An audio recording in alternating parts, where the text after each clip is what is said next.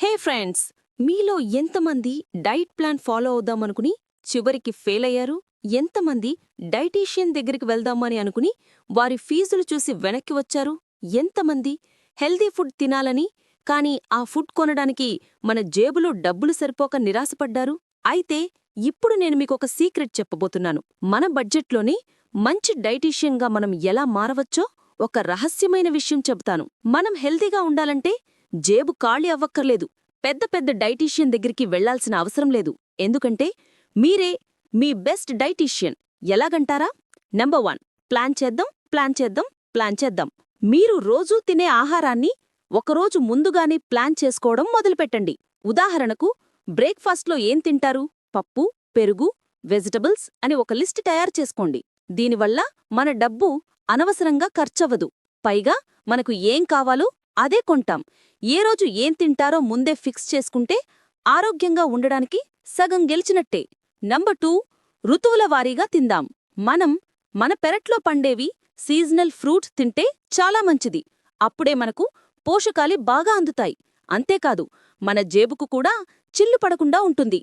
అంటే ఈ సీజన్లో ఏ పండు లేదా కూరగాయలు దొరుకుతాయో అవే కొందాం. వాటికి మన బాడీకి చాలా అవసరమైన విటమిన్స్, మినరల్స్ ఎక్కువగా ఉంటాయి. నంబర్ 3, పప్పులు తిందాం. మనం పప్పులు, బీన్స్, చిక్కుడు గింజలు వంటివి తినడం చాలా మంచిది. వాటిలో ఎక్కువ ప్రోటీన్స్, పీచు పదార్థాలు అంటే ఫైబర్ దొరుకుతాయి. ఇలాంటివి తింటే డబ్బు ఆదా అవుతుంది. అంతేకాదు, ఆరోగ్యంగా కూడా ఉంటాం.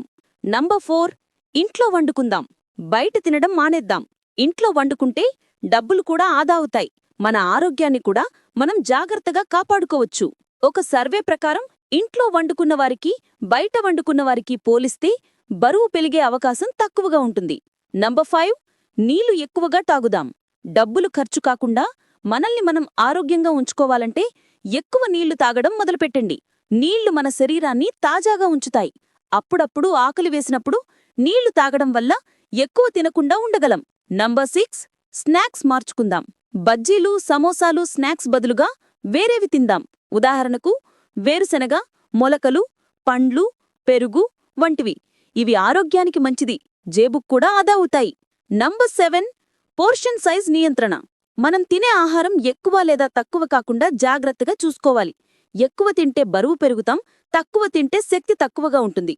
మనం తినే ప్రతి ఆహారాన్ని సరిపడా మోతాదులో తిందాం. నంబర్ 8, కదలికలు.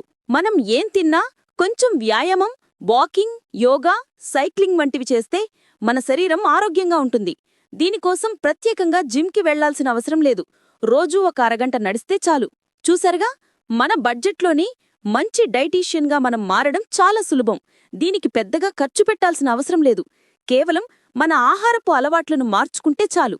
ఇప్పటినుంచి ప్రతి ఒక్కరూ ఈ చిన్న చిన్న చిట్కాలను ఫాలో అయ్యి తమను తాము ఆరోగ్యంగా, సంతోషంగా ఉంచుకోవాలని ఆశిస్తున్నాను. ఈ వీడియో మీకు నచ్చిందని ఆశిస్తున్నాను. ఇలాంటి మరిన్ని చిట్కాల కోసం మన ఛానల్ను సబ్స్క్రైబ్ చేయండి. Thank you.